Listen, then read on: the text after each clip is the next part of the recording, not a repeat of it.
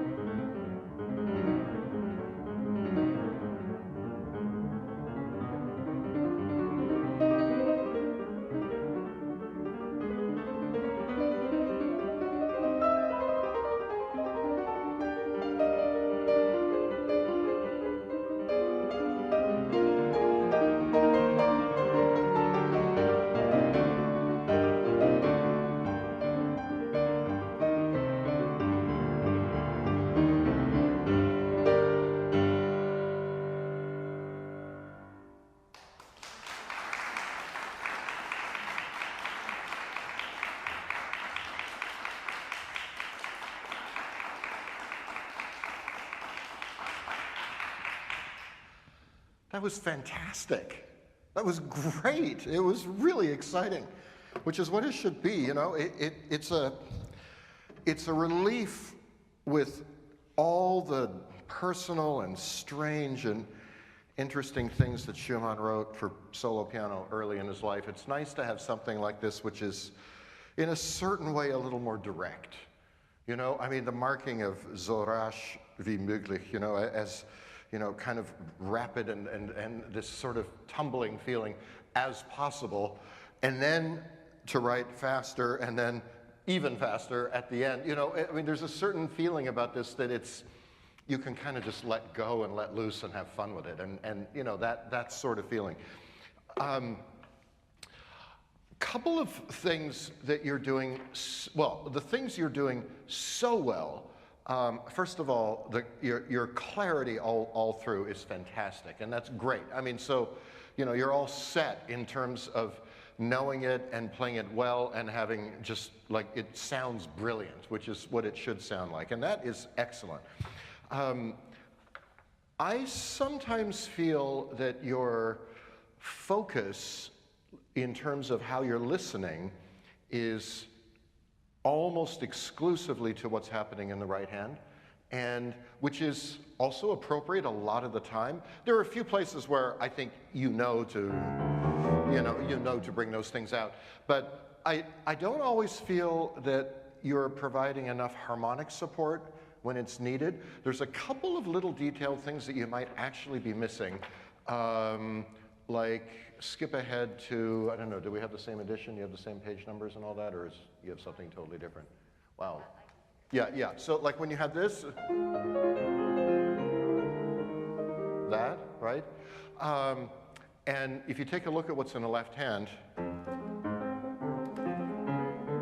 right, you've got these staccato notes, then suddenly this one, those are, is that the same in your edition, that those are, they have the extra stem and they're quarter notes, right? It's a tiny detail, but it helps. It's one way that a composer is encouraging you to play with variety, right? I mean, it doesn't matter so much here which is which, but the fact is, first, if you use two hands to play the left hand, just so you get the idea, you have, and again, then we have, right? And then he doesn't write anything. So those are slightly different also. It's neither short nor long, right? So that's three different ways of dealing with that concept of a bass note and continued sixteenths, right? And again, I don't think it matters that much which one you do where, really. I mean, nobody would particularly care. I think the idea is just that he's encouraging you to play with variety, right? And variety's important, especially when you're playing a passage that's kind of repetitive, you know? So there are other little details that would be helpful to think about, and again, this is creating variety. When you have all of this, all of that, right? And then you have, so the right hand is not this. It should be the stickiest experience you've ever had, you know? I mean, those are all tied over every note, and so it's not that kind of sound, which he has everywhere in the left hand in the previous measures. So you don't want this to sound like, because it's not the same, it's like that, okay? So you're really holding on to those. So just a couple of details like that. Let's start at the beginning. Be careful to avoid the temptation. Once you've done I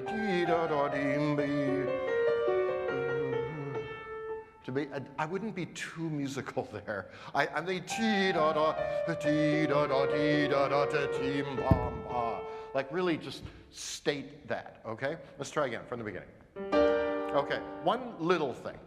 And yes, the sforzando's on the chord, but in general, if you have rolled chords in the left hand, arpeggiated grace note type figures in the left hand, or for example in the recap, when you have, and you have that one, try to prioritize that low note a little more. It's particularly when you've got a roll. Rolls always end up very goal-oriented to the last note, like that, and that's not what they're about. They're about this, right? Like all of that sonority, and particularly the low G is, to me, the most important of those three notes. Okay? And you don't have to be able to stretch a tenth to do that. You just need to catch it in the pedal, okay? And then you're fine, okay? So even in the opening, just that first G really does matter, I think. Yeah. And even there, you're doing something very, very musical, which is starting a little under and doing that. Just don't do too much of that, because the whole idea of the opening is that it's a passionate outburst of energy, you know, and I'm not sure you should even do that at all. Like it's a judgment call, but I wouldn't do anything that sounded dreamy, okay? I would just kind of go for it.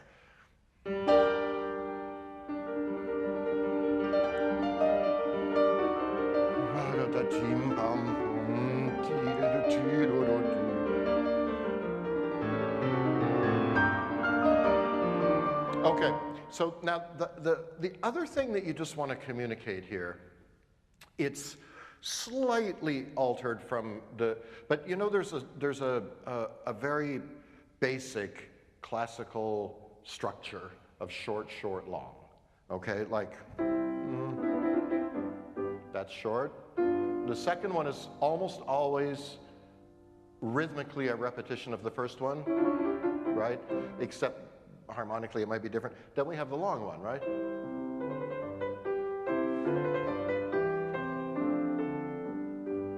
It's twice as long exactly, in fact, okay?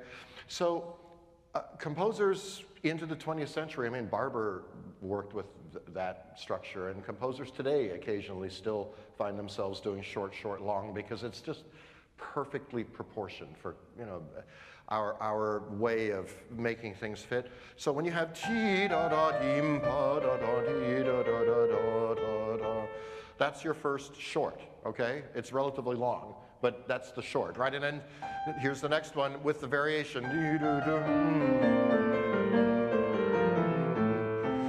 Now we have the long, and you really want to feel that it is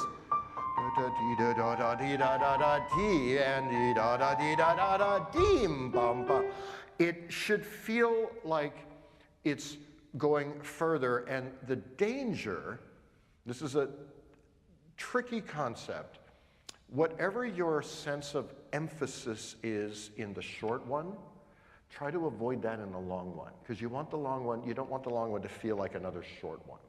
So if you're doing ti da da dim pa da da ti da da da da ba ba, when you get to the long one, ti da da dim da ti da da da ti da da da da ti da da da da da. Yeah, you know, make sure that you have some moment that you feel like, oh, it's really going to continue and continue and continue. Then you've convinced us. Okay, try it again from the beginning, if you don't mind. One little thing else. This sounds a little bit too perfect. You will have noticed that for me, when I play a recital, I mean, after hours and hours and hours of trying to get things perfect, in an actual recital, I don't try so hard to be perfect, because it's much more important to be meaningful, I think. And these are too perfect right now. You know, like they kind of sound very even, and I think they should sound a little angry maybe, you know, and a little stirred up, okay? Try it again. Yeah.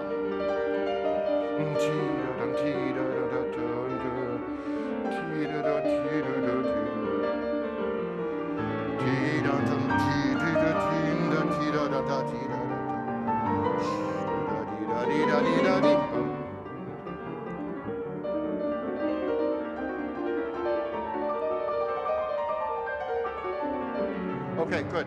Just once you get past, and just don't forget always that these are all long. You know, like they should feel long. But once you get to here, just remember how dissonant that is. I know it's a perfect fifth, that's supposed to be consonant, but in the context, every one of those is a little in your face, you know, like there's so many elegant things he could have done there, but instead he's throwing these, you know, repeated, slightly nasty notes at us. So don't let it become too easy. You've practiced it a lot now, so it sounds like, you know, it sounds easy. And it should sound slightly not so easy, I think, okay? Even fast. Even that it's fast, it just shouldn't sound too easy. And it's a interesting concept for piano playing, right? Because certain things, like sometimes Mendelssohn should sound relatively effortless, you know, and like, you know, you're just floating and dancing with it. And, you know, there's a lot of notes in Mendelssohn, it can be challenging to play. Brahms, sometimes the easiest relatively speaking, but a relatively easy passage in Brahms should not usually sound easy. It should somehow sound like you're struggling a little bit with it, right? So, you know, how easy something is and what perception you're putting across of how easy something is are two different things. And how much you've practiced something is, you know, this is now so fluent that you're almost not thinking about it. But if you stop for a moment and think about Schumann, the composer, who's doing this, and now what happens to that? It becomes something else, right? So that is now, but continues, and it takes on a new life. And that becomes, and you know, all of these things are, you know, compositionally, it's like if you're the kind of person that decides you're going to take apart a Nintendo Switch or something just to figure out how it works, you know, because you actually understand circuits and computers, and you know, and we call it reverse engineering, like you're trying to figure out like how somebody designed it and put it all together to make it work. So you want to do that sometimes with music, like how did the composer do this? What was he thinking? Why did he write this? You know, I mean, don't take it for granted. It's just printed, you know. I mean, he thought about it, and this, and becoming is all part of the compositional process that you can kind of help us appreciate more, I think. Can you go from here?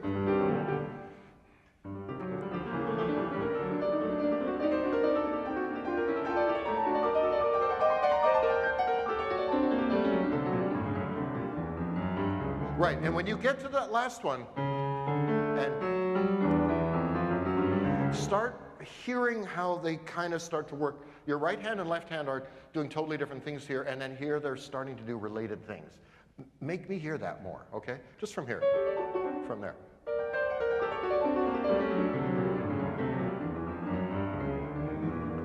Yeah, can you play that with a little more, like, so far most of this is about the strength of your fingers and the lightness and that kind of stuff. And here I'd like you to play with your arms, not with your fingers, okay? Like a little more deeply into the keys, pressing them down further, using your shoulder weight, you know, like push into the piano. Because you don't want the whole movement to feel surfacey, right? You want to feel like you're into it. There are moments that can be very surfacey and notey, I think, but here, that, I mean, whenever you see a clear legato phrase or slur sign in the left hand, that's an important marking. You know, that's telling you something. That's telling you that the left hand, yeah, it's always providing foundational support, but it's also telling you that the left hand has something that's motivically interesting, you know? So make sure we get it. Okay, one more time, if you don't mind. Go back to, from there, yeah.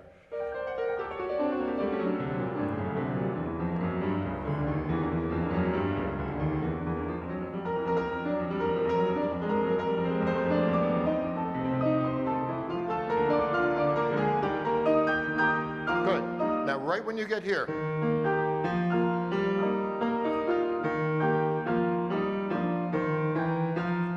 those are important, all those bass notes, okay? Just really, and that piano's got them, this one not so much. So just go for it, okay?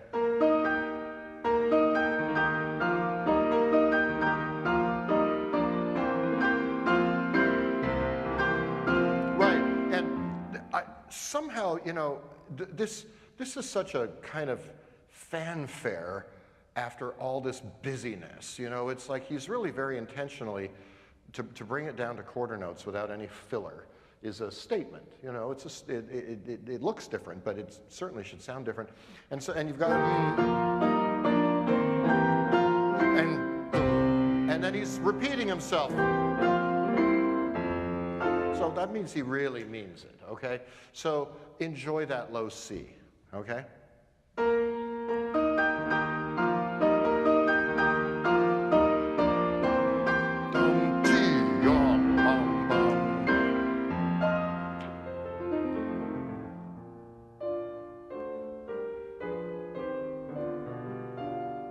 Beautiful. Now, right here you went to a completely slower tempo. This is fine. This should be, as a second theme, a slightly more relaxed, thank you, a slightly more relaxed version, right? So, but then you did this. And that I don't think you want to do. Once you've established, which you perfectly established, a more relaxed tempo here, continue that tempo all the way past the word retard and then reluctantly pull back. Okay? So try it.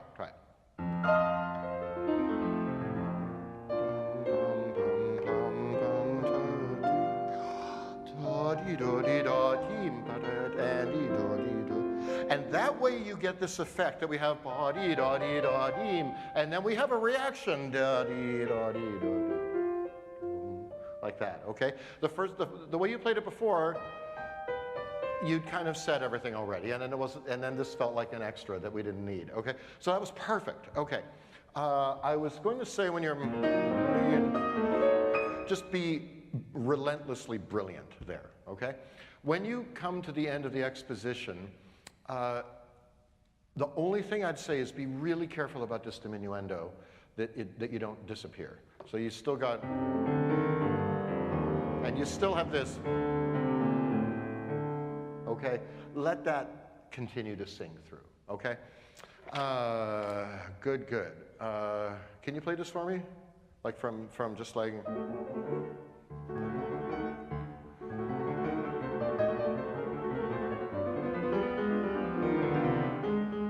Yeah, it feels weird, right? Yeah. So that's why you're not doing it, because it's not comfortable. Okay, try it again.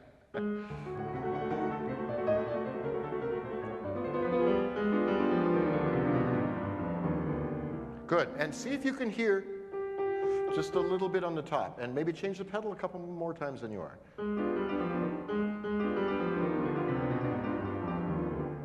Yeah, okay, good. So that's the right idea. You just want to feel that. Good, excellent stuff in the development. Just don't lose your intensity. You know, with all this, and you know, it keeps getting more and more intense, and you almost reached a sort of a plateau, and then you were kind of nervous about doing more. Do more, okay? It's fine. It should really be something. Okay, we talked about that bass line there. Okay, one last thing, and then we're done.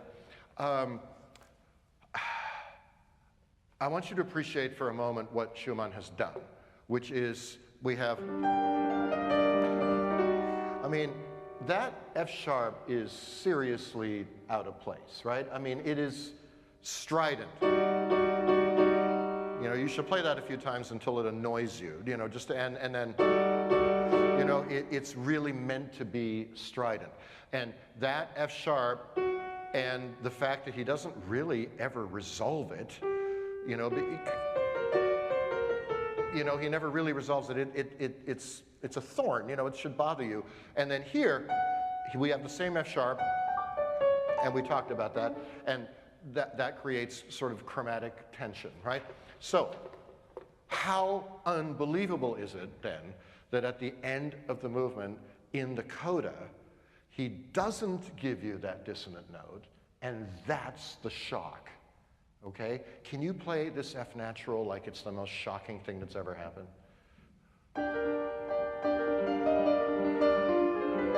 Right, and yeah, and enjoy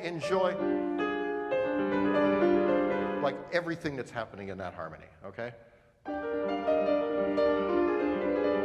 Right, yeah, see, to me, the genius of this is that in a normal compositional world, the F would be normal and the F sharp would be weird. But he gives you that F sharp so early on and uses it so much that it becomes normal. And then the F natural is weird. Okay, so make sure you enjoy that. Okay, great, thank you. Yeah, you're welcome.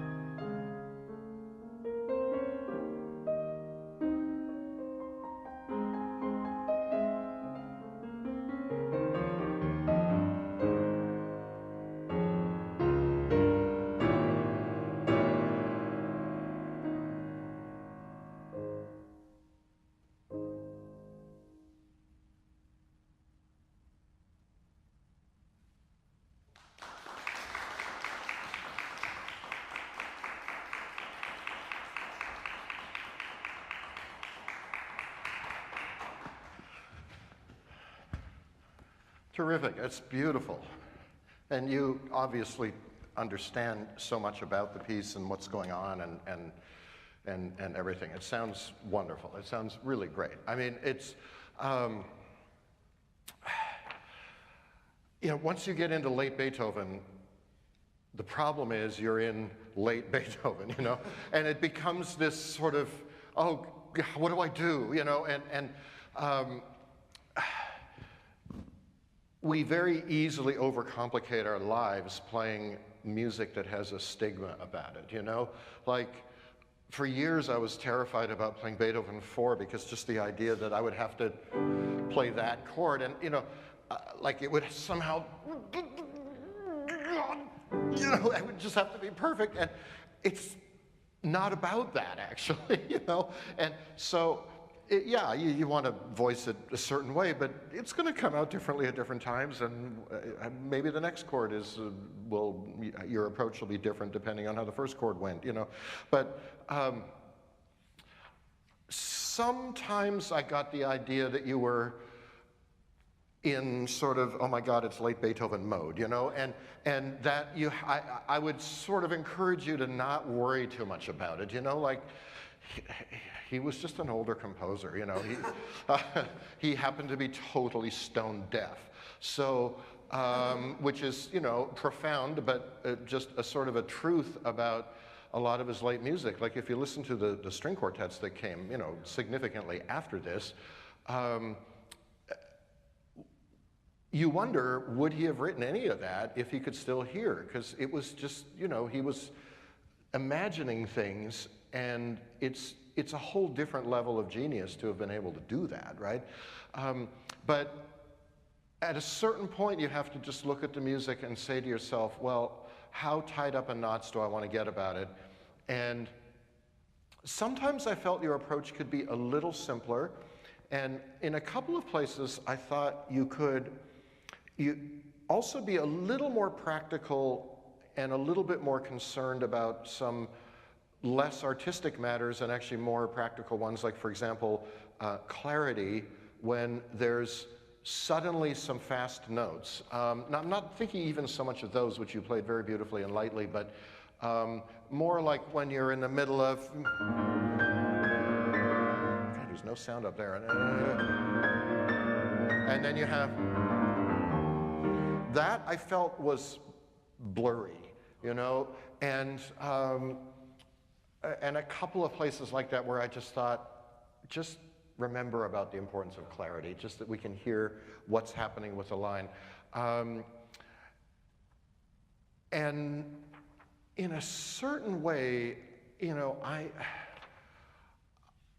I would say that a good kind of dynamic level goal is, except for a couple of very special moments, I'd sort of aim for a good mezzo piano. Rather, you know, there's so many pianos written here.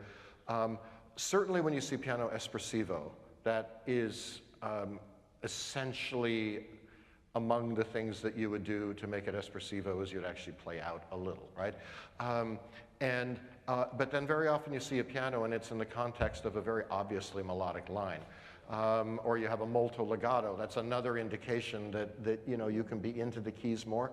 And I think a common problem with this movement, also the last movement of 109, and you know, is becoming too precious. You know, like just like, oh, it's late Beethoven. You know, so forget about all of that, and let's start again. I loved everything you did in the first page. Actually, I just was really a little this. Just occasionally started to push a little. And I'm guessing the reason for that is, you know, I've seen over the years, certainly when I was a student, I remember various teachers giving master classes on this and certainly insisting on doing it with one hand and demonstrating how to do it, you know, and it always looked like they were doing this, you know. And the fact is, everybody has to figure out their own way to do it for their own hand, right? I mean, yeah, you can take all the advice you want, but it's your hand and getting around that. And probably it lives really, really comfortably in one tempo.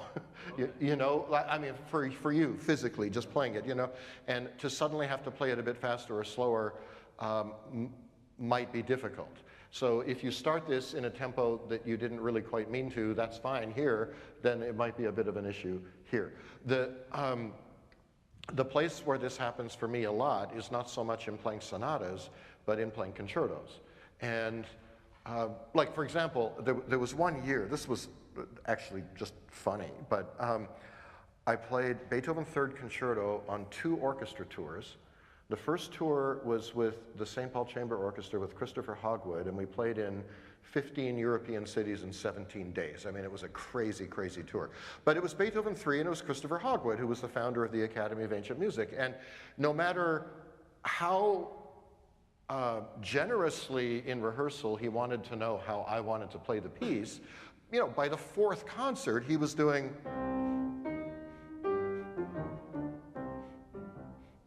I mean, it was so light, you just couldn't believe it, you know.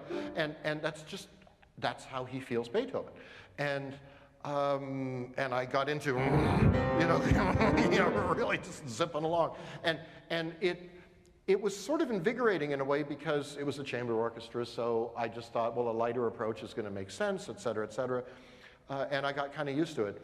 Then about a month later, I went on another orchestra tour with the Toronto Symphony with Günter Herbig, mostly in Asia. We were in Korea, Singapore, Japan, and Australia. And Günter Herbig had, you know, very serious East German background and all that. And he also very generously wanted to know how I played the piece. But by the 3rd performance on that tour, it was...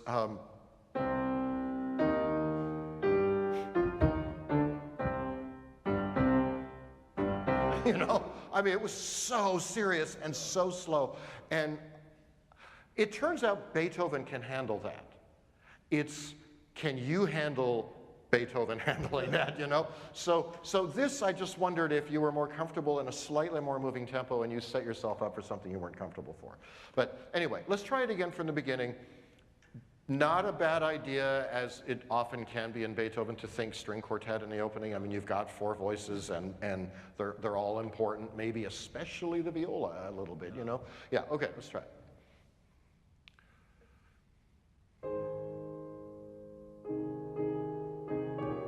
I'd love just a tiny bit more of the A flat on the 1st chord. And be careful that, because you've literally got 2 dotted rhythms in 2 different pacing within the 1st bar. Just make sure that the 2nd note in a dotted rhythm doesn't ever sound trivial. You know, that's all. Just give everything weight, okay?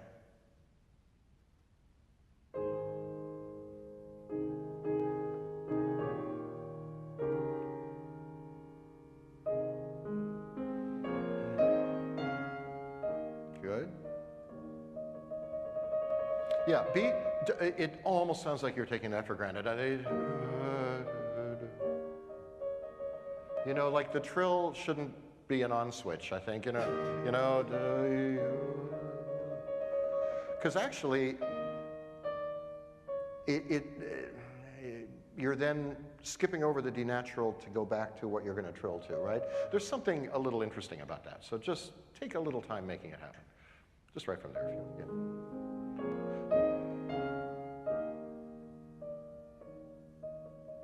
And I would be careful about how soft that was. I think it's maybe borderline, like I couldn't quite, yeah.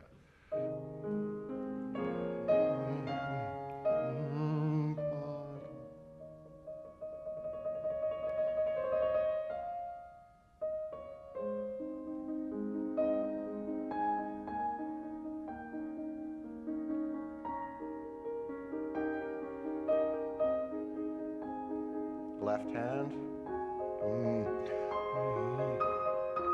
Open up.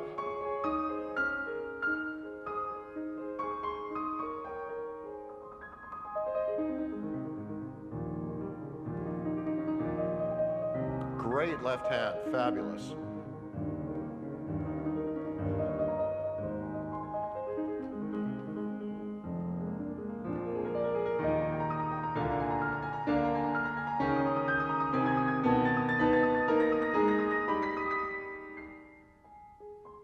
Good. Okay, that's excellent. And I just particularly appreciated everything you did with the left hand, because it really, you gave it meaning all the way through. It's not unlike, you know, practicing a Chopin etude or something, you know, where if you can make the left hand on its own sound like the music, you know, you're 3/4 of the way there, you know, and you know, you got the hard stuff in the right hand, but the music's in the left hand, and that was terrific. This always has the danger of sounding terribly thin, because it is very thin. It's like single notes in a very high register with no support structure, having just had, you know, all of that. So molto legato connected, I would be less tentative there, okay? I know you're dropping dynamic, but don't, dropping dynamic from whatever you've achieved with that crescendo doesn't mean that you need to drop to a pianissimo to make your point, you know? Just drop the dynamic, but it's still a singing, molto legato, phrased, connected piano, okay?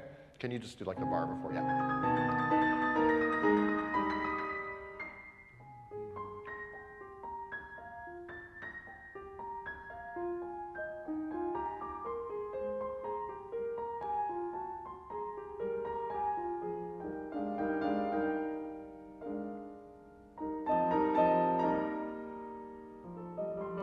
Yeah, and remember, so you've got a danger here that, and this is just a very specific, weird piano thing, that when you've got the damper pedal down and you're trilling, that sound can easily bloom into something you never intended, right? And, you know, and that's a big problem with trills and the pedal, especially the lower register you go. And so here's what went missing. We have dee-da-dee-da-dee-pom, ya-da-dee-da-dum, pa-dee-da-dee-da-dee-da, right? I mean, that's important that we understand that that happens. And the only reason it's, well, the two reasons it's not happening, first of all, there is a drop, okay, which again, I think you overdid the drop. And then second of all, your left hand took on this pedal trill bloom, so I really missed what was happening on that line, okay? And I think it's very important. I mean, if you look at the I never really did Schenker analysis. I somehow managed to avoid it amazingly, but my own kind of informal way of analyzing things, you know, I look at it and I see this line, and then it comes down,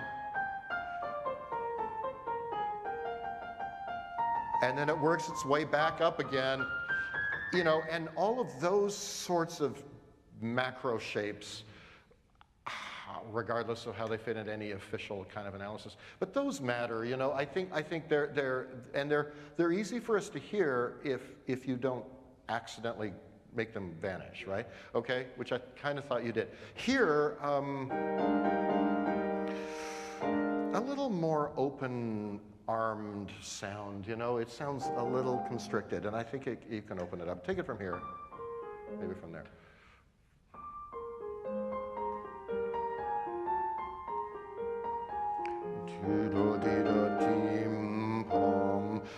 Listen to the C.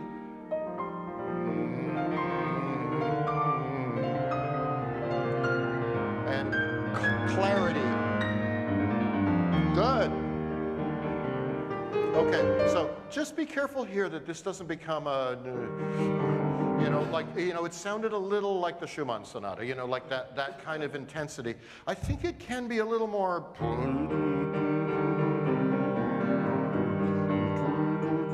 a little more about weight on each note and a little less about open agitato, you know? Yeah, can you try it from here? From there, maybe?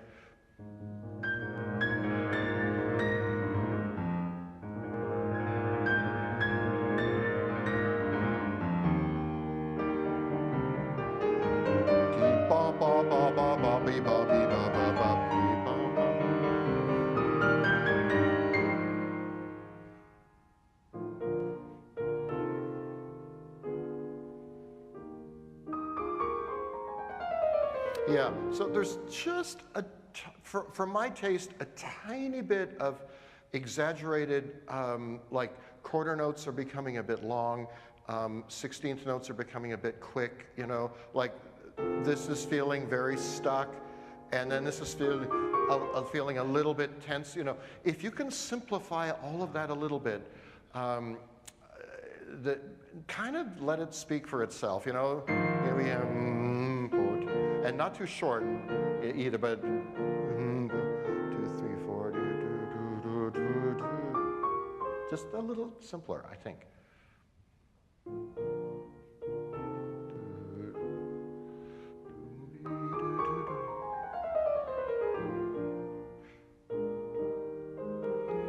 And then here, you do have to acknowledge that it says dolce. So after, I would make a point on the way down here of not getting too, you know, don't do anything cute here. I think fairly straightforward, and then you don't want to do this, because that doesn't sound dolce to me. I think, you know,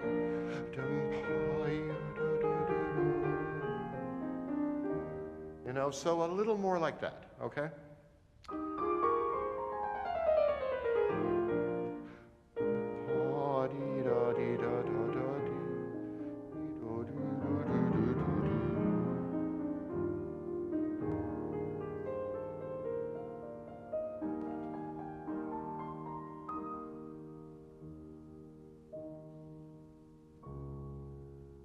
Right, and maybe just in terms of planning ahead, make sure that don't do this, because then you're really going to be stuck, right? I mean, that D flat's a big deal. I mean, frankly, this is, you could call this a slightly cheesy thing to do as a composer, but Beethoven does it so well that he always gets away with it. But it's this idea of getting you to the flat 6, which is this, right? Thank you. And then that gets you to the dominant, which is going to get you to the tonic, which at the moment is F minor, right? So it's exactly the same trick that he does in the Emperor Concerto at the end of the slow movement. You're doing all this stuff, and you're in B major, and everything's just hunky-dory B major, and then it's like those bassoons and horns, and then they just do, you know, and it's on single note, and then there. So he takes the B major, and that already is the flat 6. Okay. In this case, he's doing this. This is the flat 6, right? So it's a very significant thing. It's a slightly more sophisticated way harmonically of creating a pivot harmony and modulating. It's just sort of interesting that he does it with open notes, you know. But can you try this again, maybe from here, and just enough sound on that E flat? Like, forget that it says dim there, because that's always confusing. That's the high point, right? I mean, in a dolce, right? Yeah.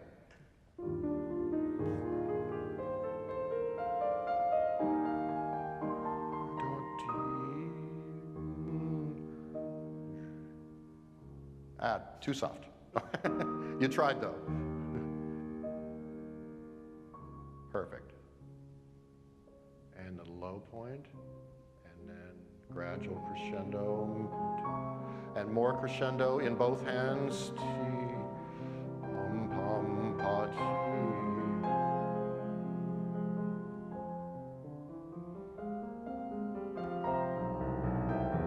Okay, so this part is always so hard to pull off. Simply, first of all, you're now 2 pianissimo again. You know, you should be back to piano. But I would treat these swells, and you remember the vagaries of, you know, handwriting and publishing and everything. I would treat those as mostly belonging to the moving notes, because what happens, you do this, and you're doing something with meaning here, but you end up doing, you know, you do that, and it sounds like an accent, and you don't want it to sound like an accent. You really want to hear, the idea is, do-di-m-pa, right? I mean, that's all it is, right? It's not an accent, but you make it happen in the left hand, right? Okay.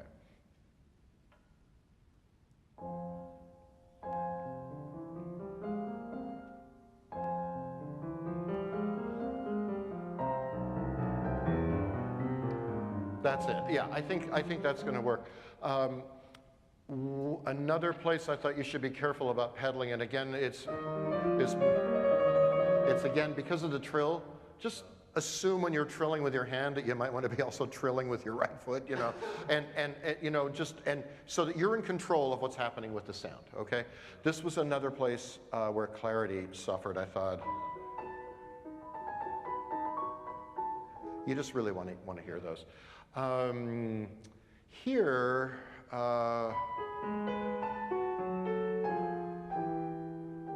you got a little caught up with, you know, like it seemed like too many things happened, and make it simpler, you know, crescendo and to here, straightforward, then have where you pull back.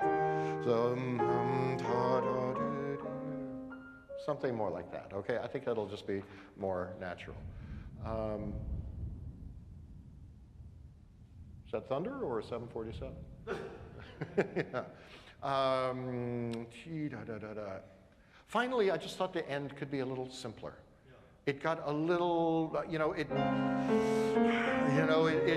it's so easy to get into that, and I think, yes, the sound should be full and legato and connected, but that fullness and connection of sound is something that, as a pianist, it's very easy to veer into something that sounds a little tense or agitated. So just be careful, especially when you've got a long note that's held and you feel like you need to do something afterwards. You know, and you know, it's the long held notes that are the problem. Like here, this thing where there's the moment and then suddenly everybody wants to do, you know, like it's just, you know, it's our human nature, but it just, let it be simple, okay? Great, wonderful. Great to hear you. Thank you, yeah, pleasure, yeah. Okay, just want to say how great it has been to even hear two of you play so beautifully. It's just, this is an amazing festival, and I wish I could stay all week, but you've got so many amazing things happening, starting with Antonio Pompa-Baldi, who is here, which is very exciting. So, Thank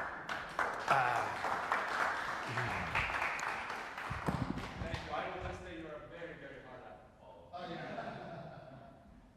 You should, yes. Oh, I shake the mic. Oh, I thought you just had a natural barrier. Oh, yeah, right.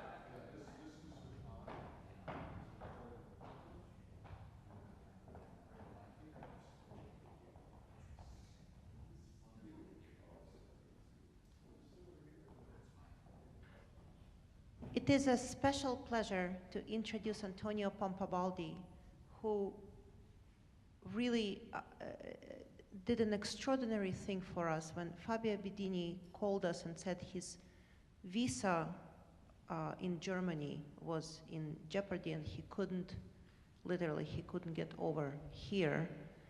My first thought is to call my dear friend Antonio, who has been with us so many times since inception, really, second festival, and I've been watching pictures over the years, and your face appears in almost all of our festivals. And Mr. Pompa-Baldi, a gold medalist of Cleveland competition and a silver medalist of the Van Cliburn competition, is a highly sought after artist and master teacher, and we were just in incredible luck that his event that he was going to be at this whole week just got canceled 2 days before I called him. So I think this was predestined. It was lucky coincidence. Thank you so much for thinking of me. It's a great joy to be here again. And it's a great joy to host you and present you. And without further ado, Antonio Pompa-Baldi. Thank you. Thank you very much. Thank you. Our performers must be already here. Are you my first performer this morning? David, right? Please. I have the score, so you don't have to worry about giving me one.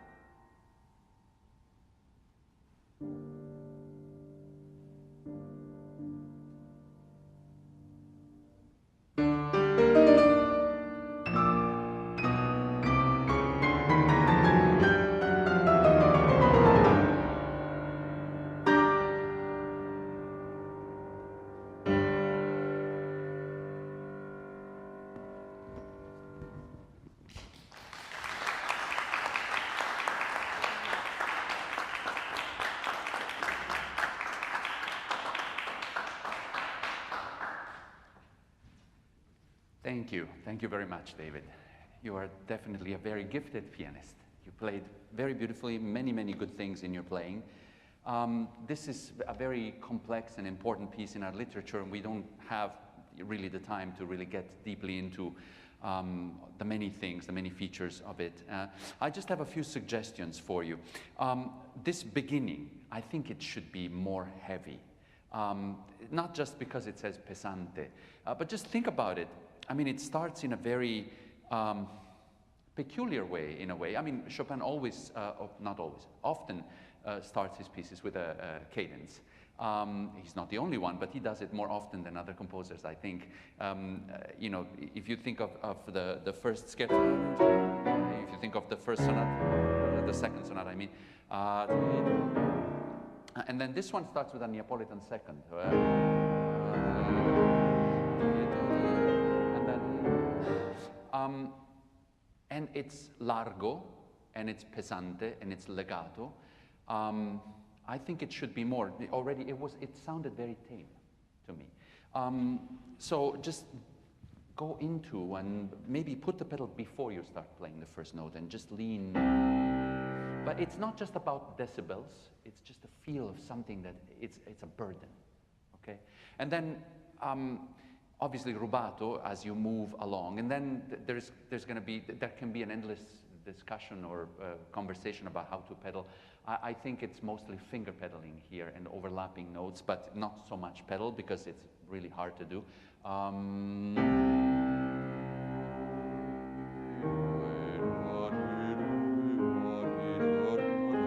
And then when you get here, yes, maybe a tiny diminuendo, but I don't know if I would get as soft as you did. You disappeared on that C natural. Diminuendo is marked a little bit later, and even so, it doesn't go to piano yet. So, because you still have to do this turn. We have to hear this. And then you have the appoggiatura. Use the appoggiatura at the end to really diminuendo and to leave it sort of in the air. And then when you take it back, you go to piano. And of course, nuances and shapes. But that's the major shift. And then when you play this triplet here should be different than this. So this is more of a, I would say, developing the discourse. And then the second one is more like resignation, closing. Interesting. We'll hear a bit of noise from the pedal. And then you have this. I think you should bring it up a notch again. And then this chord, it also needs to be, I would like to use the words like resisting the flow. So there is a flow. Obviously, if you resist something, it implies that something does exist. And you want to have a flow, and you even want to go with the flow at times. But in many cases, you want to resist this flow. Otherwise, the meaning is diminished. And this chord, I mean, we know the controversy and the significance of this chord, and it's so controversial that somebody even thought of correcting it, right? So it's, they gave this meaningless chord as an ossia. But so when you play that, maybe try not to have so much sound here and to show that it's almost like stabbing, you know? It should feel really painful. Can you play this introduction again?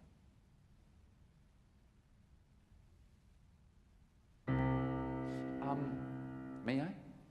No. All I meant is, when you play, use this part of your body, not just this, but just lean in. A little more. So you relax. I see you shaking. Relax. It's maybe you hold some tension here. That's why you have to really channel it. And breathe before you start. Push the pedal down. Then the motion is quite fast, and it's not attacked. You touch the key, and then it's like this. I always tell my students, imagine that you want to push this piano towards the wall. So you gather your strength, and then you breathe, and then you lean, and then maybe just gather your strength in the legs as well, and then push. But you don't definitely do this, and you don't go like this because the piano won't move. So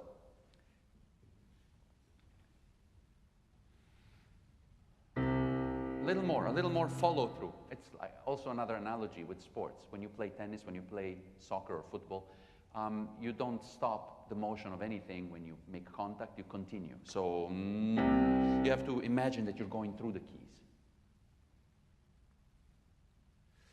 Yeah, better? Go ahead.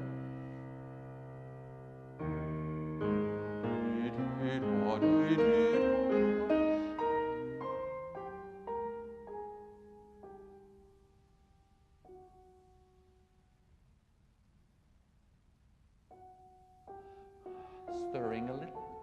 No. Go here. Stirring and go to the A.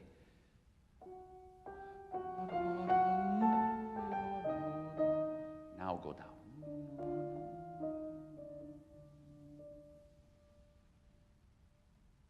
And the rests are very important. And then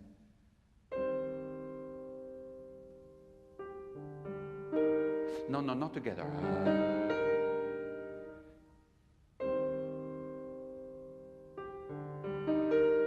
Yeah, can you sneak those two notes? Not and also a little more weight here. Then there's, of course, you don't wait this long, but this should not be as loud, not the same quality of sound, but because you don't want to stop, but you want to hear this, but you want to go here, so. And then the release of this is important as well.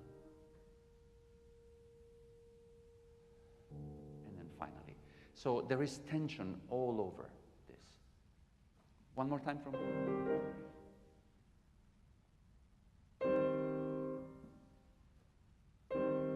No, I preferred the first one because there was a little bit more grit.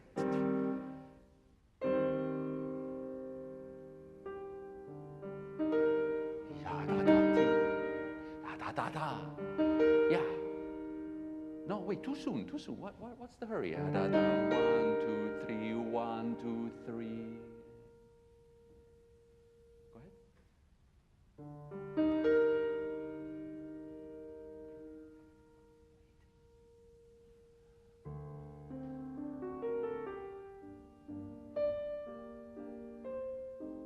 Okay, my impression when you played this part was that it was a little bit too rhythmical. Now, you can go with the flow and then sometimes choose carefully some spots to stretch or resist this flow, but it should never feel rhythmical or, let's say, completely deprived of rubato or too superficial in the sound or also a little bit waltz-like. Now, waltz-like is not an offense at all. Waltz is magnificent, and Chopin waltzes are gorgeous. But I don't think this is the place to. Sometimes you did that before, like with this very rhythmical approach. Not that waltzes need to be rhythmical all the time, like in this metronomical sense. But my point is, I would suggest playing the two chords as written, not staccato. You know, that you have to repeat so it won't be completely legato, but also the second chord softer than the first. So.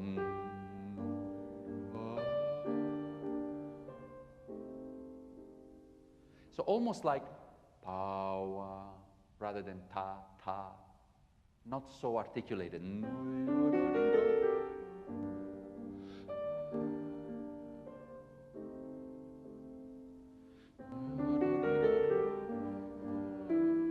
And definitely more layering, so more distance between the melody. This sounds too soft to me. It sounds a little bit too close to everything else.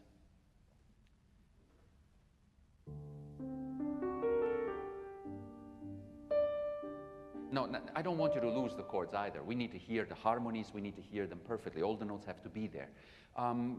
Just.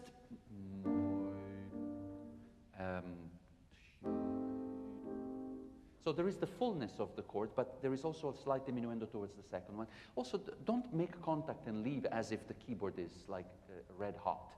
Just whatever the notes are. I'm making them up now. So I'm certainly not wanting to hear thinness or emptiness in the harmony or the left hand.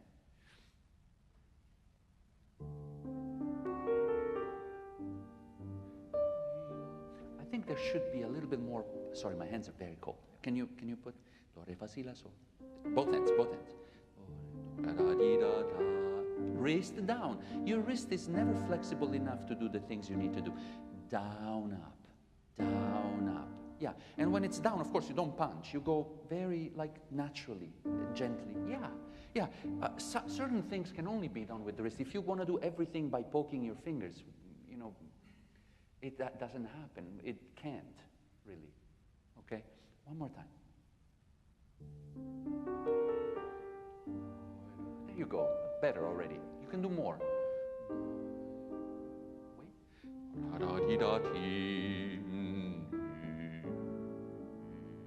Ah.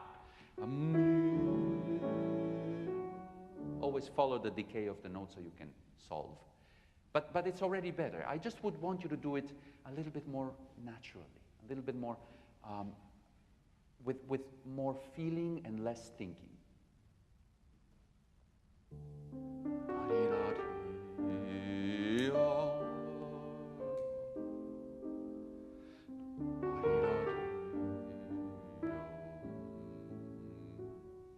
Now different because of harmony and here, reach high.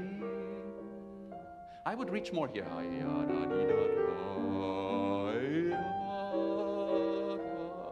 And also I would play louder. It doesn't say anything in the score, but I think it's veering towards the major and it's a larger interval.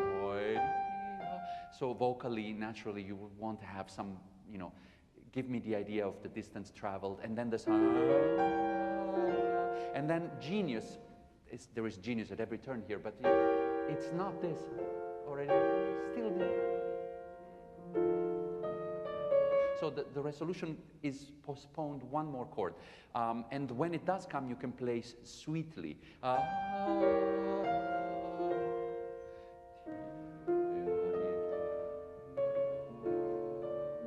Not piano or not pianist already? Oh my God. This flies even faster than I thought. Anyway, I just reverted into lesson mode and I was going bar by bar. And of course, as if we have 3 hours to spend together. Anyway, let me just skip ahead for a moment. When you have moments like this,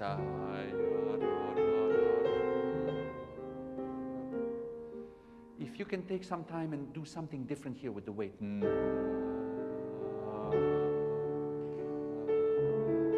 Because this felt too metronomical and too similar, but after you play this,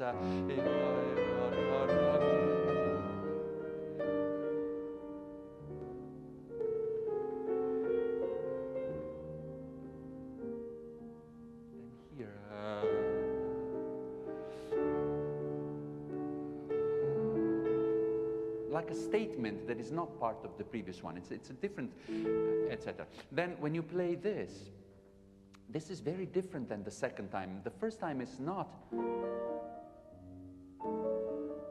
It's actually, this note has the hang. I mean, I'm rubatoing and stopping too long, but there is a tight note.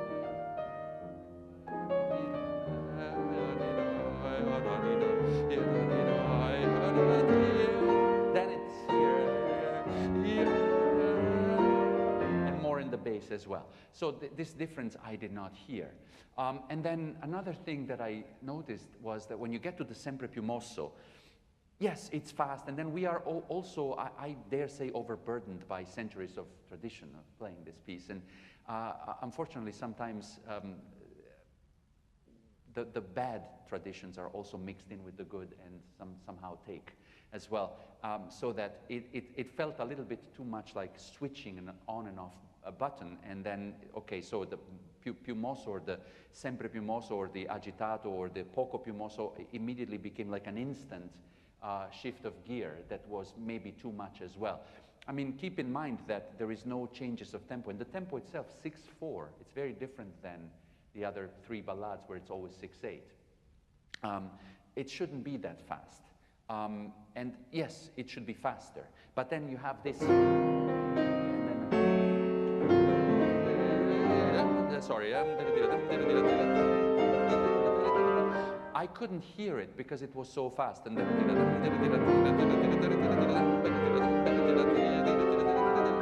I lost function in my hands. They're frozen. Can't move. But anyway, can you try some of this? Can you try from here? Can you try that? No, no, no. Let me hear last note. This is...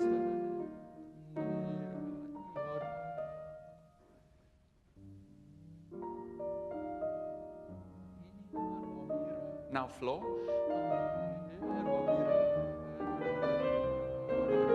Crescendo.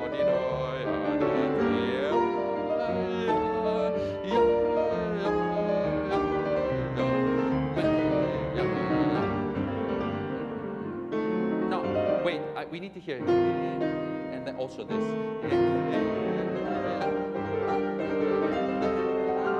So both and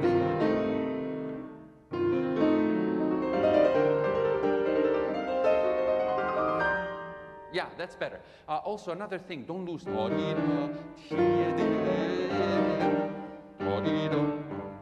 We need to hear everything. So,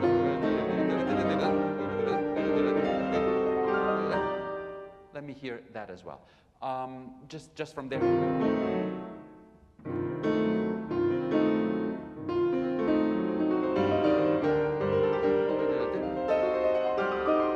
Okay, and finally, and we move on. But staccato, not legato. And then I know we have to wrap up, but when you play this meno mosso, the second major idea here, you know, the left hand needs to be crafted more carefully, I think. And then you can also, sometimes you have some false accents or strange accents, but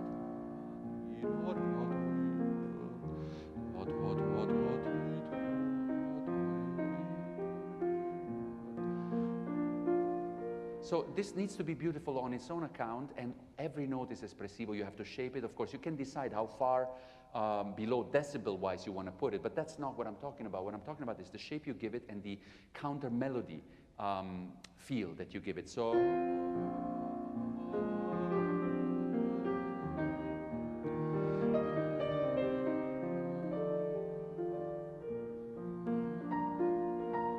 and then you get here.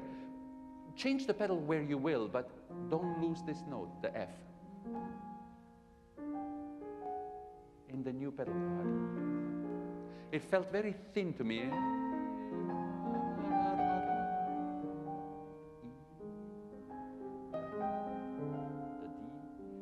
You don't want to accent those notes, just don't lose them. So you can hold them a little bit longer with your fingers so you catch them into the new pedal.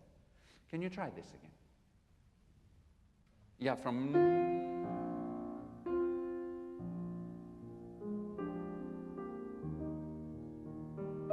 Yeah, all I heard was... And then...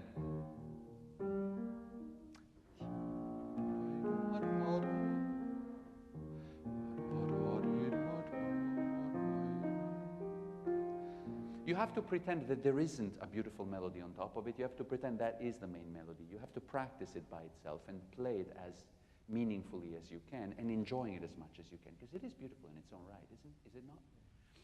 And you could have just written chords like he often does, but he just wanted this to roll and to have to build the chord around and that also, it changes direction as well. It changes the patterns of the sequence of notes. And some are appoggiaturas, some are straight, just pure triadic, and so on. So just think about all of that. And then also sound-wise, it is pianissimo, and it says sottovoce, but it has to sing. Another thing that I wanted to mention is to try and be more suspenseful when you play this again, because of the pedal point of dominant. Longer pedal, and overlap a little bit before you change it. Don't change it instantly. Make it questioning, make it suspenseful, kind of lost. And then when you transition, it's little by little, and things like this. So there, still don't give me the idea that we're going to surge. It's coming, but we shouldn't know it.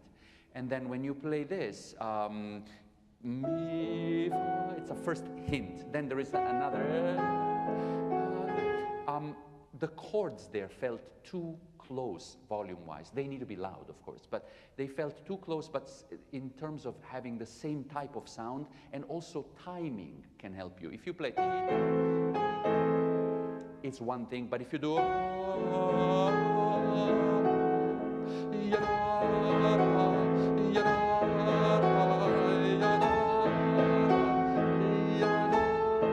so crescendo more with the top, separate the top more from the chords, and maybe time it so that you have like a little more separation and not exactly the same type of sound in terms of verticality, in terms of motion, physical motion, and so on. We have to wrap it up, right? I guess. I'm very sorry. There's just so much to talk about, but for now, this has to do. Okay, thank you. Thank you. Thank you.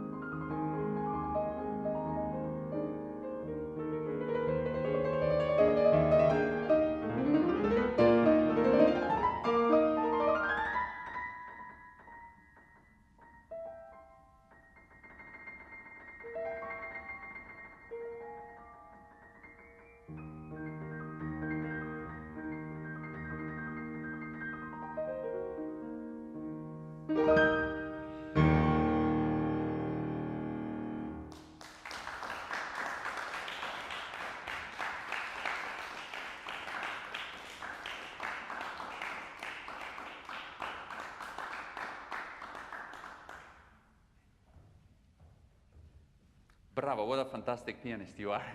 And what a fun piece. Actually, I wanted to talk about a little bit this kind of piece, because I believe that, you know, I have a kind of a fondness for what they call Biedermeier style, or the brilliant style that followed the classical period, to use schematic ways that are probably difficult to get out of, even though they don't always fit. But, you know, so the Hummel, the Czerny, the Kalkbrenner, all these things, I played a lot of that music. And it reflects into what Chopin started doing, although he evolved, of course, and changed and so on. But this piece,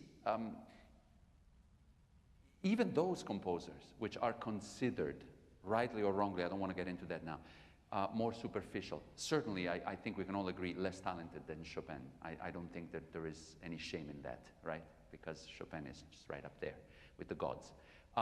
However, my point being, even that music is not just about, you know, running around up and down and brilliance and virtuosity. There is a lot of melodies inside of those, and that's what makes the difference between a good composition and an empty, meaningless one. When you talk about this piece, and Chopin in particular, even more so, you know, I don't know how many times over. And especially since this is a piece that, contrary to the early rondos that he wrote, it's a piece that is already mature in a way. I mean, yeah, he was still a young man, but he had already written a lot of very significant compositions. And so my point being, when you play those runs, try to find the melodies inside and try to find the patterns. In a very broad stroke, I can just, you know, paint this definition over two main types of patterns. Ones are scalar. So when you have scales, you have to give it more depth in the sound, I mean. And then you have patterns that are non-scalar, and they are different in nature, but, you know, let's say non-scalar. Then you have to find which notes to follow, and then some of them will be brought out, some of them will be kept lighter. But definitely there is a lot more richness melodically, even inside those runs. And so, but before we get to that, let's start from the introduction. Can you give me a little difference between the, interestingly, at least on my edition, and I think on yours, there is one in parentheses, of course. But so there is no dynamic marking. It doesn't mean that you should play forte, I don't think, but, you know, you can play more in the C minor and then go down a little bit softer on the B flat when it goes down a step, because it starts as a,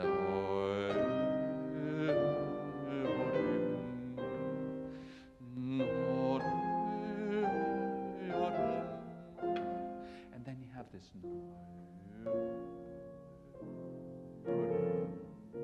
I would play the at least differently.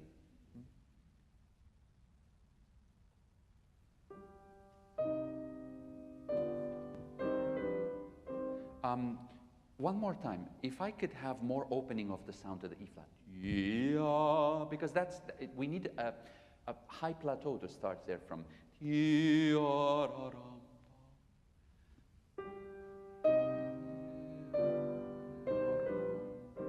Okay, and there is something that is, I wouldn't say bothering, but sounding a little bit forced. Ta ta ta, pam ta ram, ram. This do si, very natural.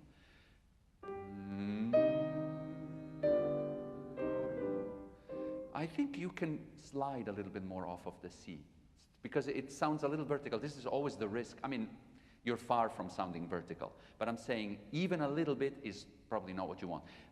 And the risk of chordal playing is always that it sounds vertical, unless you want it to, but I don't think you do.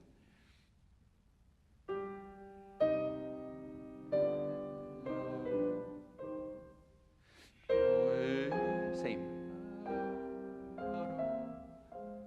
How about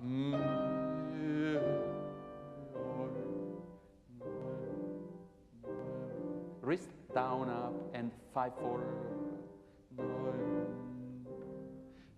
Same.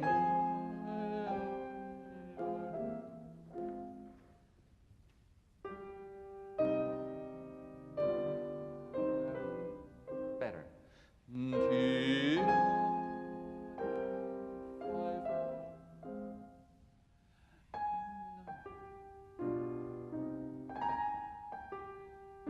Okay. Jackie was talking, Professor Kimura Parker was talking before about short, short, long.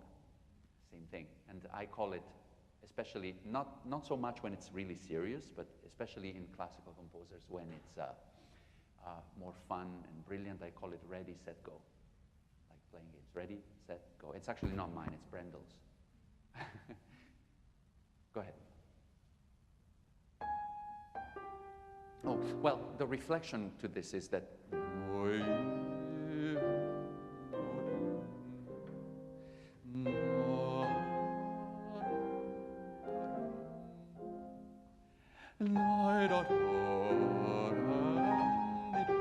this feels too tentative, like you don't want to go. Ready, set, go.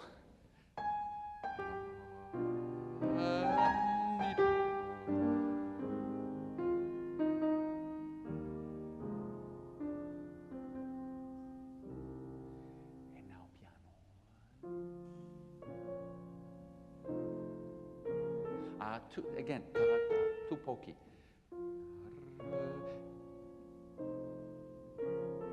Can you sing that phrase for me with your voice?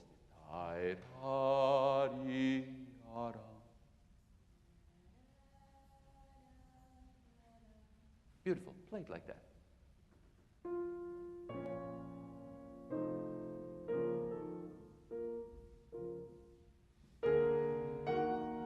Don't crescendo too much. Don't crescendo too much. I would prefer that you keep it a surprise when this comes. Really, the depth of that.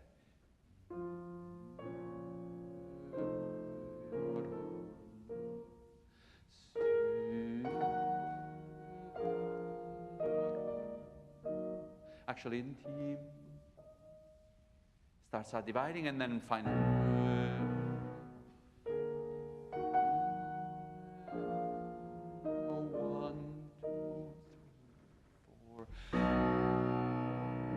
It's not, it's more like the sound that goes up.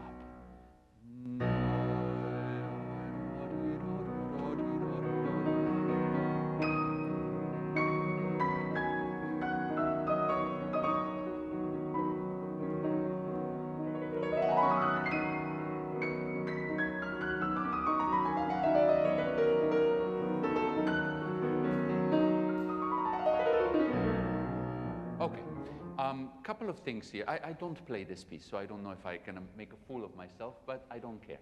So here, once you reach this, the right hand has come in, keep this going. Don't give it away that you're accommodating too much for the right hand. So,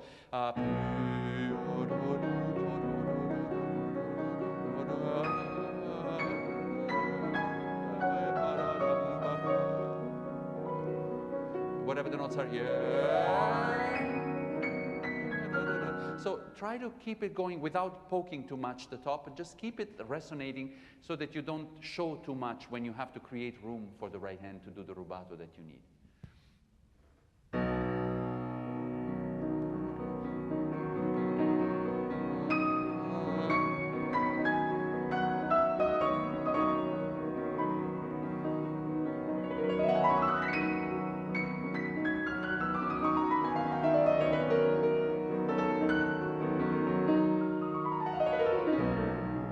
Okay, you diminuendo so much in the right hand, which may or may not be right, but the point is, it's certainly not right to lose those notes. I can't hear the end of the scale, so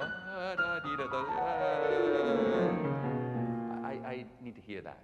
So if you want to play the sforzato and accented C flat, which you need, then you can't diminuendo as much. And then maybe lift the pedal to half or even change it and then just legato with your fingers.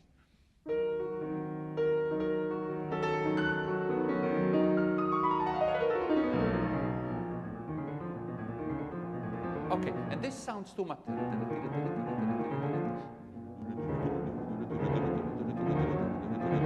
So a little bit more threatening, which comes from a legato in a shape. So it's not. It feels very mechanical that way. More legato. Entirely with fingers, no pedal. Just fingers.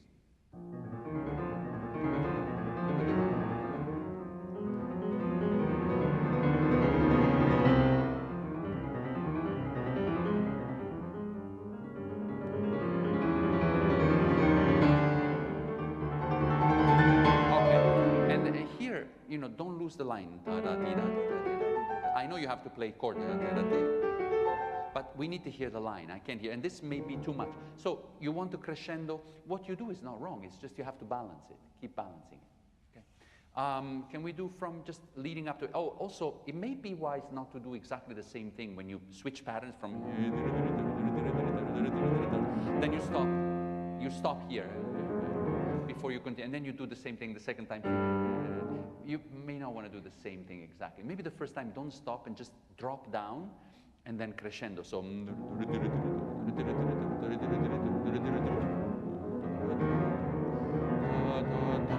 then this time, you can bring out those accents in a different way. It's not exactly a stop, it's more like make us switch what we hear, what we care for when we listen. Maybe from the più mosso again?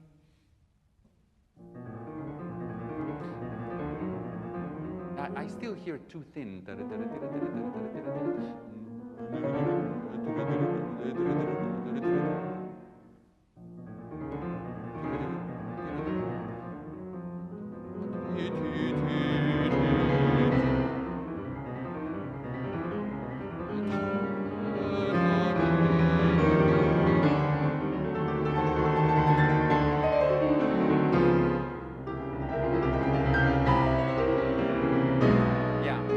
Also, I think we need to hear the meter a little bit because, you know, it's still in 4.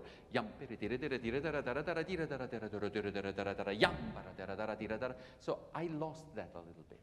So the line and the meter should not be lost. It's a little bit like the development of the second piano concerto, first movement, which often, I mean, in the experience I've had listening to students or competitors play it, it's fast and it's virtuosic, but the meter immediately gets lost and the melodic line within the notes immediately get lost. Can you play directly from there if you? Just the con fuoco, but rationally as well.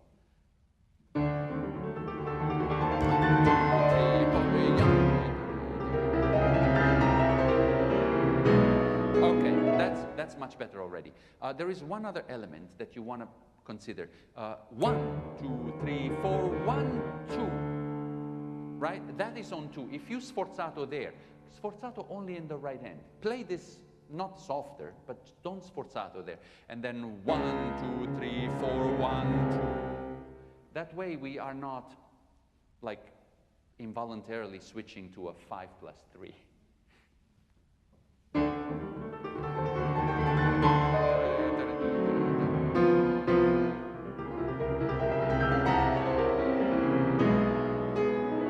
Okay, you'll have to reconsider this, practice it maybe a little bit. And when you get here to this, think about that as a resolution. So,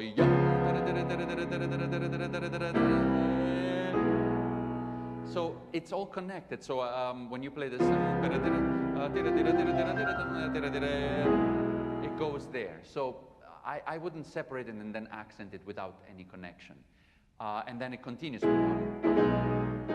So just think about the sequence. Can you start from the beginning of it? So from here, I say when it starts.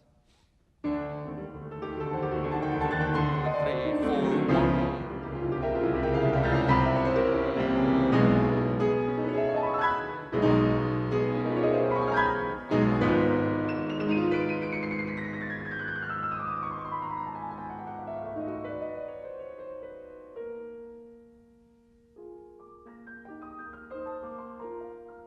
Okay, this is also very, very typical of Chopin in many accompaniments.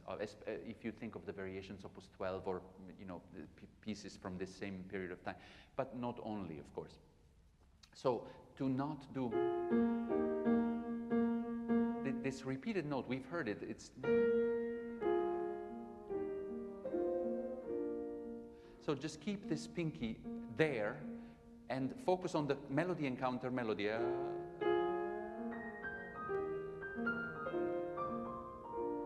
Those are the notes that we need to care for.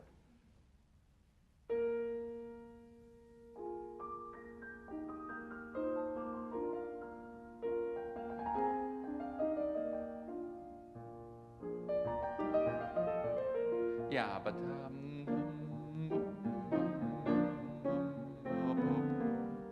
that's what we need to hear, the top of the left hand. The bass is there. It should be sharp and accurate and in focus, but not loud, and certainly not the same. And I hear it's very similar. So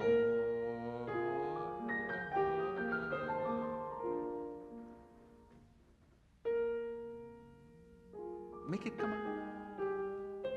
Make it come out.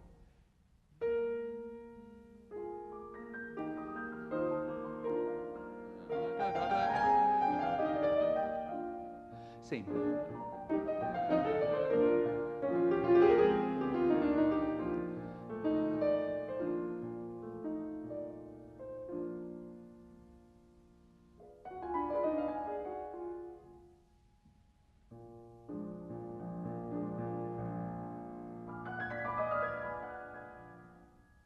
I just want to say, before we go on, very quickly, I wouldn't play this as much slower than before as you are. It's meno mosso, but it's not suddenly an adagio or something like that. And on the other hand, if you play it a little bit flowing and faster, then those silences that you are lengthening may be appropriate.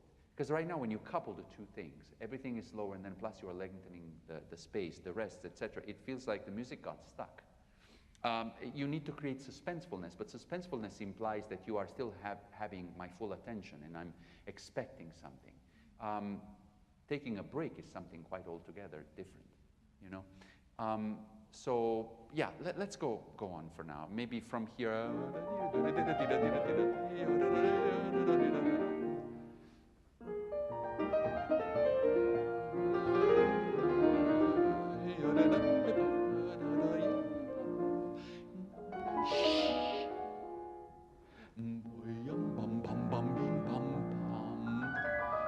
Take more time here, and then bum, bum, bum, bim, bum.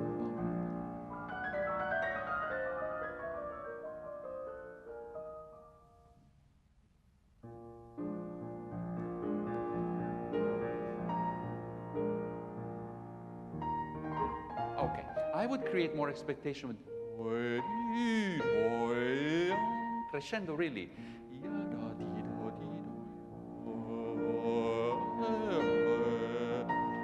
so that then we expect this something.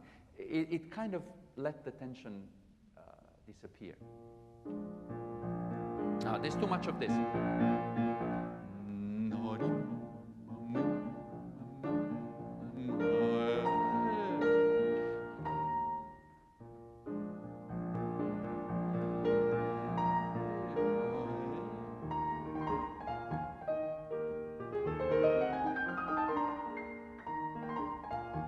Okay, can you play the left hand alone for me? Because your right hand is absolutely perfect.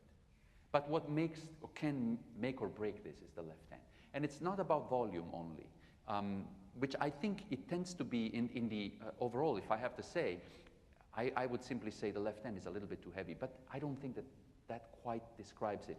It's just that there is not enough nuances in the left hand, and so because every note is about the same in weight, it ends up accumulating and making too much of a presence, taking away from the brightness and brilliance of the right hand.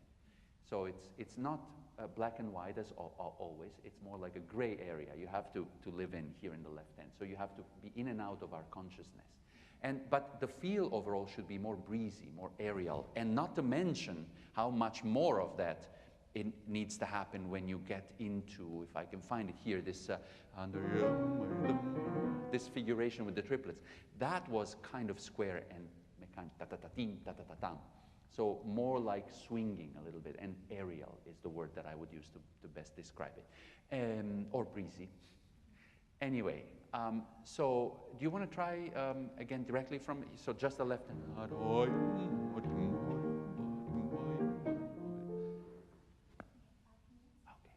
thank you. Let's try.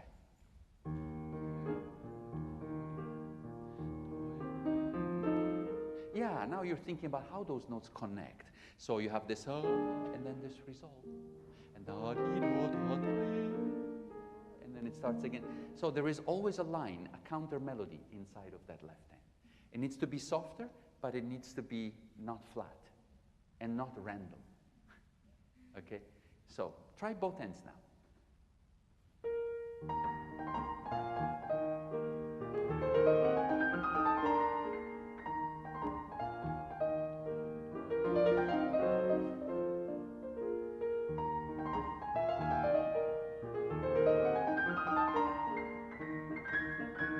Okay, and then when you have this straight yum, bum, bum, bum. In this case, for these 4 bars, it's a different pattern. I would use a little bit more sound on the bass, less on the chord.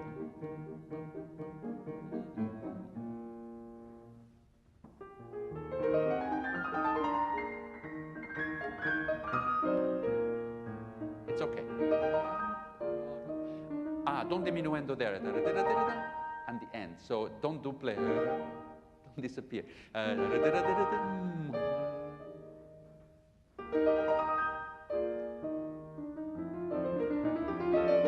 Okay, a little more of this. And then it has to be in focus, but very light.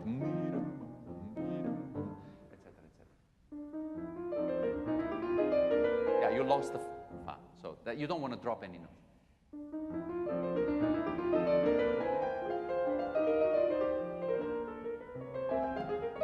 Same, more different than.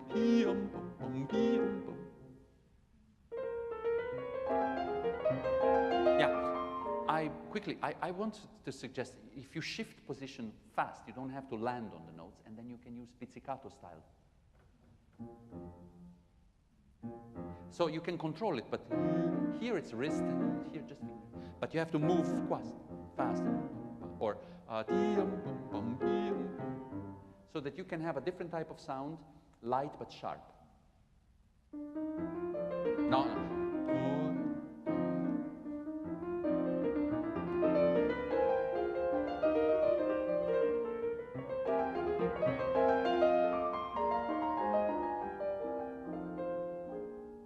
Okay, and then generally speaking, this is another thing that I tell you here, but it applies to the entire piece. Every time that in your right hand you have more than one voice, be careful what you want to hear or what you don't want to lose. I tend to feel that you lose the top voice too frequently.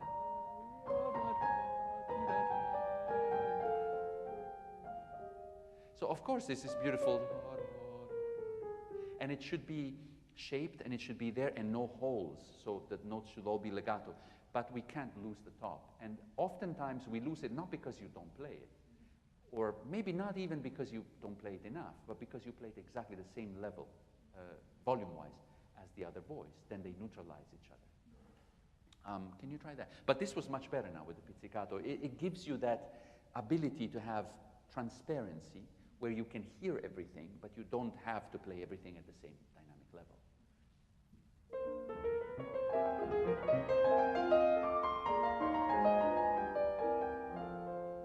Okay, now favor the top, not only the top voice, but the top note.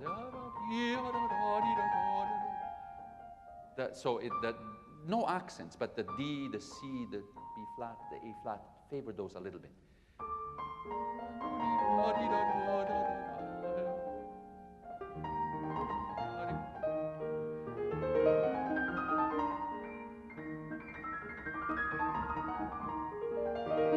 Okay, and that is one spot where you can have like straight up, like finger articulation, and the goal is not to lose any note. Every note should speak.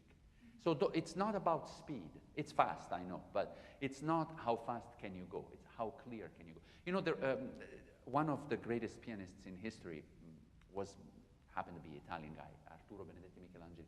He always said, if you can say it, not sing it, which also could be possible, but if you can say it, if you can call the note names one by one, then you can play it.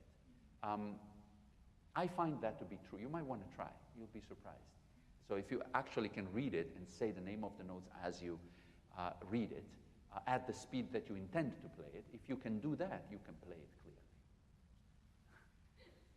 So, but anyway, we don't want to try now, but try at home. So can you do from here?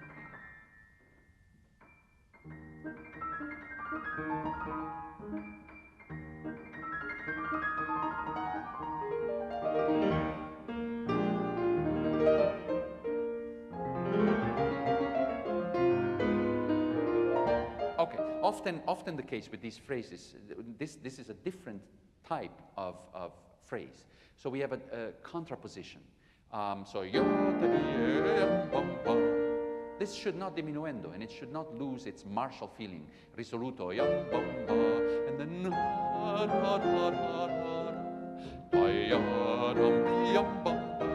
so it's different. Two bars are more like martial and risoluto, and one is more lyrical, not softer, just more lyrical.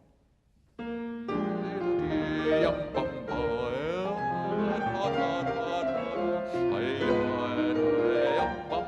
now dolce.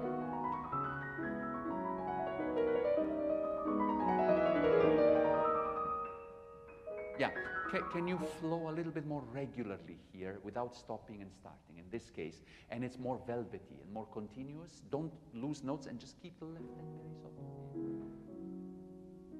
Left hand should be very soft here, otherwise you lose them. No, I already lost this. No.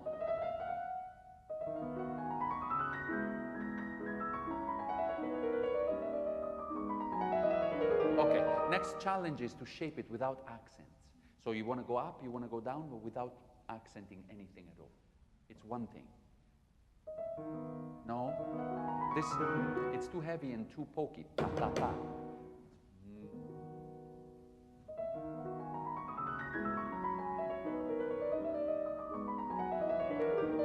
Okay, and I know you're already thinking about changing here, but it happens too suddenly. Finish the phrase. Say this, and then you go faster if you want. No, but you're stopping.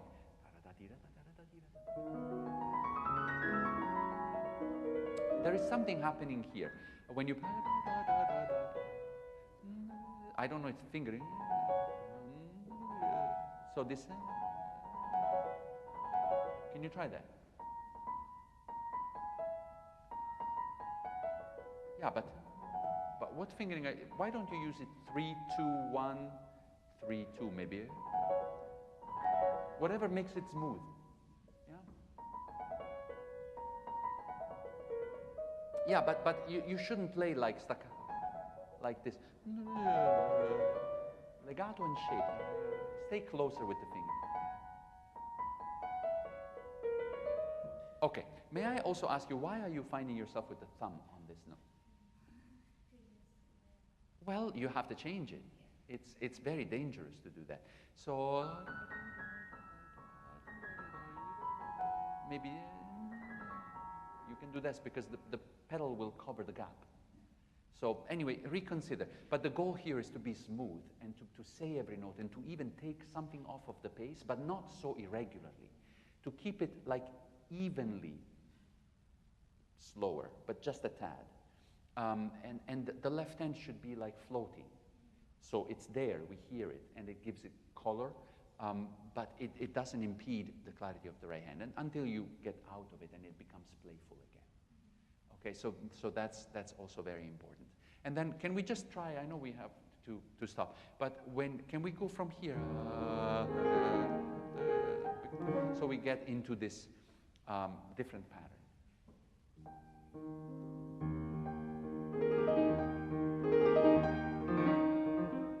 I would suggest this rather than so no accent on the downbeat there.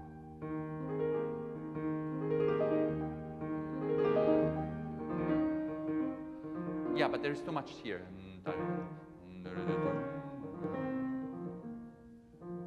So the triplet, very soft. There is no accent on the first note.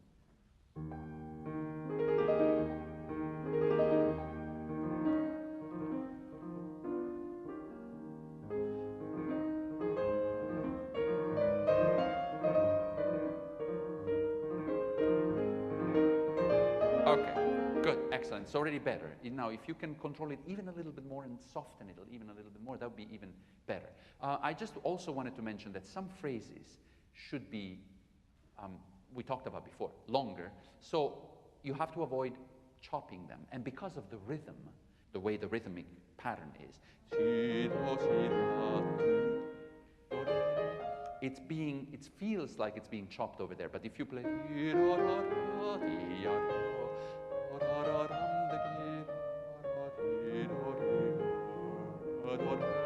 so softer and go for, don't accent that B flat or the corresponding note on the left hand and thinking of going forward. Can you try that?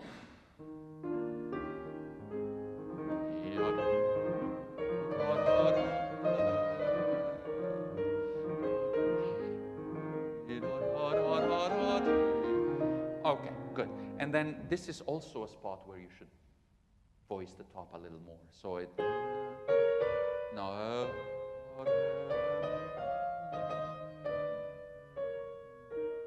more top than bottom.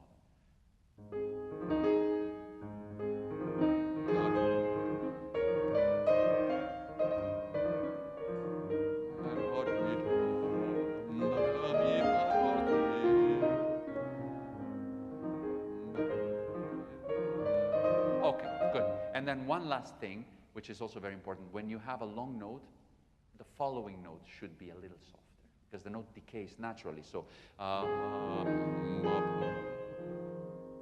this is going to die. So often you start with an accent the next note.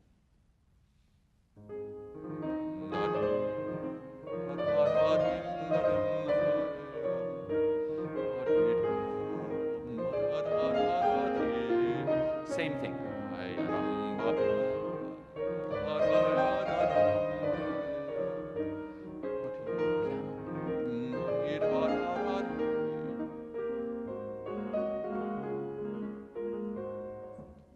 No, that's okay. That's all right because we have to wrap it up anyway. I think those are the things that I would focus my attention the most on. But as I said, you have all of the virtuosity and the ability to do this. It's just that the left hand, especially in a piece like this, where it's quite obvious that it needs to be much softer than the right, but that doesn't mean less important because it's where the piece can be successful or not. The right hand is actually, for all of the showiness, it's not that difficult to achieve in the correct way. Although there are some things that one needs to focus on there too. But the left hand is what makes the difference. Okay. Right. Thank you very much.